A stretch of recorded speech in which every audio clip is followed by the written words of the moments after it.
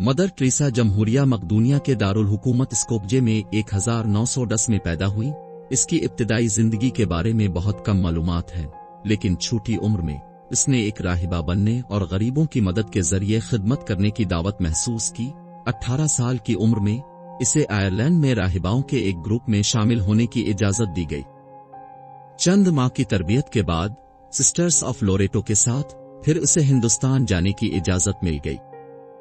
उसने 1931 में अपनी रस्मी मजहबी मिन्ते ले और उसका नाम सेंट थीरेस ऑफ लिसिव के नाम पर रखने का इंतखाब किया, जो मिशनरियों के सरपरस्त संत थे। हिंदुस्तान में अपनी आमद पर उसने बतौर उस्ताद काम करना शुरू किया। ताहम कलकत्ता की वसी गुर्बत ने इस पर गहरा असर छोड़ा और उसकी वजह से इसने दी मिशनरीज ऑफ चैरिटी के नाम से एक नया ऑर्डर शुरू किया। इस मिशन का बुनियादी मकसद लोगों की देखभाल करना था, जिनकी देखभाल के लिए कोई और तैयार नहीं था। मदर टेरेसा ने महसूस किया कि दूसरों की खिदमत करना यसू मसीह की तालीमात का एक बुनियादी उसूल है। वो अक्सर यसू के इस कौल का जिक्र करती थी। इसे कलकत्ता में दो खास तौर पर तकलीफ दे अदवार का सामना करना पड़ा। पहला 1943 का बंगाल का कहत था और दूसरा हिंदुस्तान की तकसीम से पहले 1946 में हिंदू/मुस्लिम तशद्दुद था। 1948 में उसने कलकत्ता के गरीब तरीन लोगों में कल वक्ती रहने के लिए कानूनत छोड़ दिया।